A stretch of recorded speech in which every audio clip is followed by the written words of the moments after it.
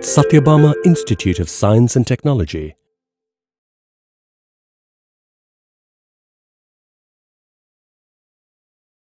So, hello everyone. Myself, Asha, Judi, working as assistant professor in the Department of Computer Science and Engineering, Satyabama Institute of Science and Technology. So, today's topic is features of Java.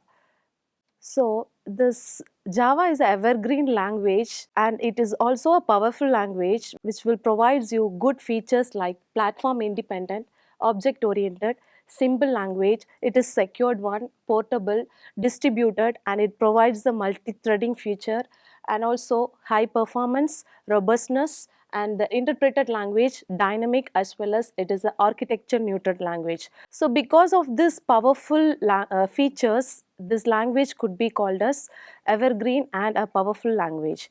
So let us see one by one of these features. First one is platform independent.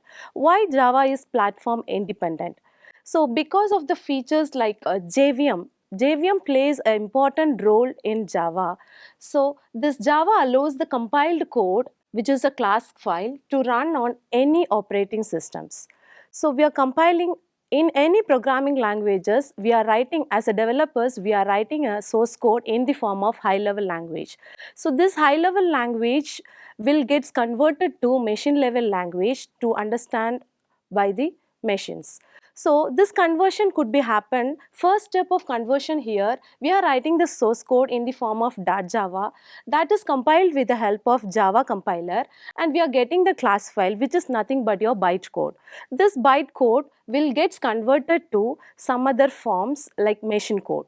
So this class file or byte code will be run in any kind of operating systems. This will support to all kinds of OS like Windows, Linux and Mac OS. That is why this is platform independent.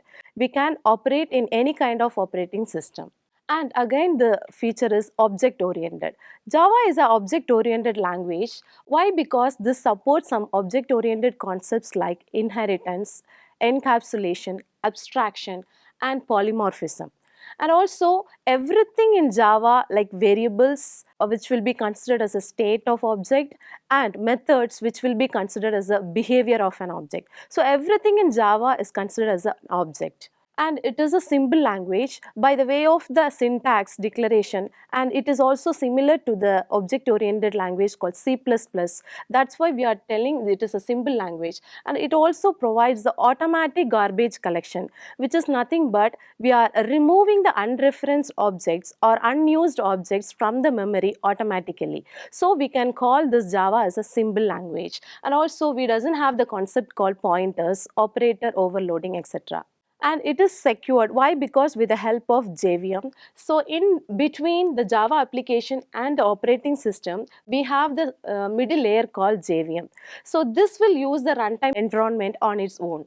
So the working of Java virtual machine is we are writing the source code in the form of .java that is compiled by the compiler, and we are getting the class file or byte code. This byte code will get converted to the machine code with the help of JVM.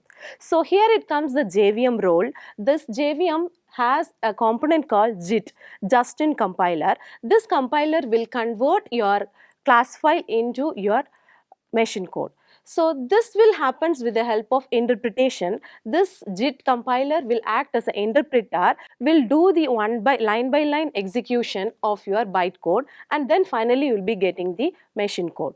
So the next feature is your portable. With the help of this byte code, we can copy down this byte code and we can run it over any different kinds of OS. That is why it is portable. So it can be moved to any machines and executed on any different kinds of operating systems. So Java will be called as Aura, which means write once, run anywhere. So this concept makes the Java a portable language because we are writing our source code in the Windows machine, and we can copy down, we can generate the bytecode there, that is your class file. This class file or bytecode can be carried to any machines, that can be copied in a pen drive or any devices, and we can run or execute this program in another OS called Unix, Linux or Mac OS. And again, it is distributed nature because of the some libraries like RMI, EJB. So RMI is nothing but remote method invocation, which is an API that enables an object running in one JVM to invoke the methods on another JVM.